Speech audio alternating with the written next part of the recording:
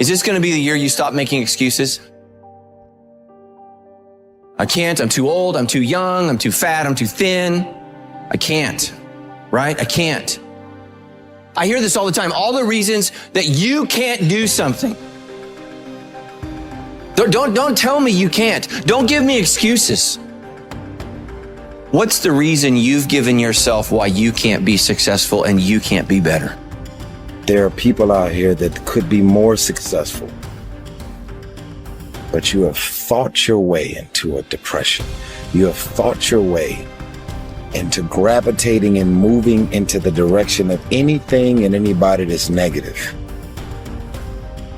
Everything about your life that you've decided that you've wanted for yourself is so negative, but yet you're expecting to produce positive results.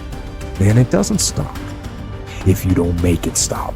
So recognize the excuses are not valid.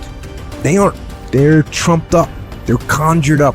They're fabricated. They're lies. And how do you stop the lies? You stop the lies with the truth.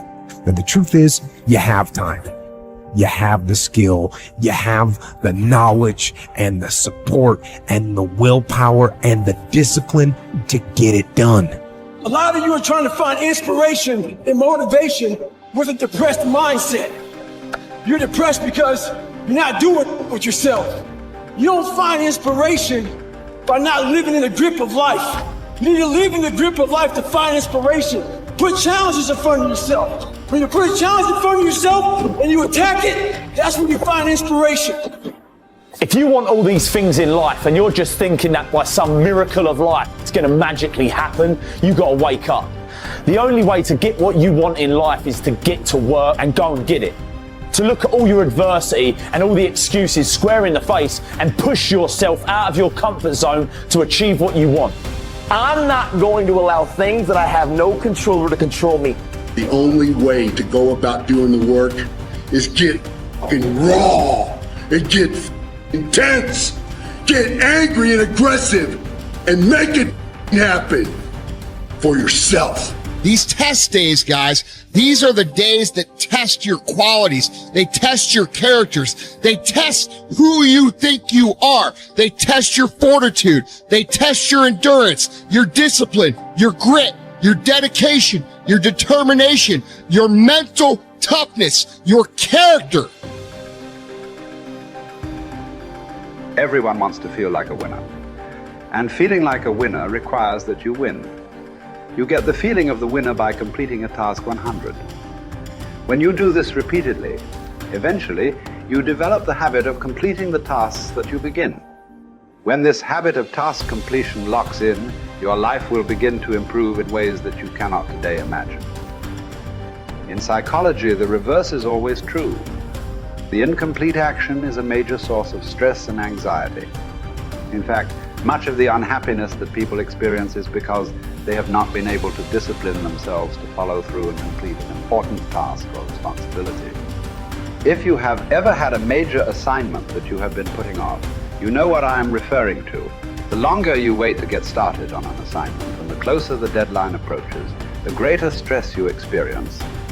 It can start to keep you up at night and affect your personality. But when you finally launch into the task and push it through to completion, you feel a great sense of relief and well-being. It is almost as if nature rewards you for everything that you do that is positive and life-enhancing. At the same time, nature penalizes you with stress and dissatisfaction when you fail to do the things that move you toward the goals and results that are important to you. Pick something, right? Pick something, a nameable goal, and then try to implement it. And what'll happen is you'll learn a lot by trying to implement it. And one of the things you might learn is what a slightly better goal might be. You know, because if you try something diligently and you succeed or you fail, you're going to learn from the effort expended in the detailed implementation of the goal. It's going to inform you. It'll also transform you physiologically. It does that at a very basic level, neurophysiological level. You will be slightly different as a consequence of the attempt. And what that'll mean is that the next goal you pick will be a little more suited to you. And so it's this kind of pathway, right? It's like maybe the goal you should be attaining is here, but you don't know that because you're clueless. And so you aim there. Well, it's better than there. And it's not nothing. It's not cessation of movement. And, you know, if you're supposed to go there and you go here, but you walk diligently towards it, you're a little closer once you get to here than you were here. And it's this oscillating self-corrective process that leads you to the final star.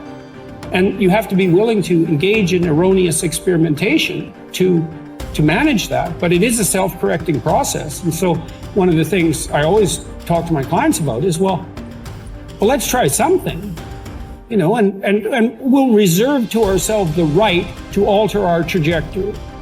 And then I would use as a corrective there, because you might say, well, how do you know when you're not just giving up, right? Instead of thinking maybe you need a different goal. And I would say, well, you can, if you're really concerned about your proclivity for self-deception, you can enter into a contract with yourself that you won't replace any goal you've set with a goal that's easier. And so you can switch your goal, but it has to be a little harder so that you check yourself against that tendency to withdraw and avoid and be self-deceptive. And that works like a charm. And if you do that with some degree of diligence, your goals will get better and more attainable, and you'll get happier too, because you don't experience happiness except in relationship to a goal. And that's really worth knowing. You know, and that's another thing to think about too. If your life is meaningless, well, you're not pursuing a valued goal. I mean, you might be depressed too, and sometimes that can be like an illness, you know, something that is really wrong with you. But a good rule of thumb is that if you find no joy in life, there's a very low probability that you're pursuing a goal that you regard intrinsically, like in the depths of your temperament, as worthwhile. And that's technically true, because we do in fact experience most of the positive emotion, let's say, that's associated with emotions like joy. We experience that in relationship to a goal. So, well, then you want to find a goal that regulates your negative emotion and that brings you a certain amount of positive emotion and that expands your competence as you pursue it. And you will experience that as meaningful. That's really what meaning signals. Meaning signals you're doing all those things. You say, well, that's not real. It's like, don't listen to the semantic chatterbox so much, right? There's levels of you that are far wiser than that. And you can watch what happens to you instead of noticing what you think. The way that you develop courage and confidence is with knowledge and skill. Most fear and doubt arises out of ignorance and feelings of inadequacy of some kind. The more you learn the things you need to know to achieve your goals, the less fear you will feel on the one hand, and the more courage and confidence you will feel on the other.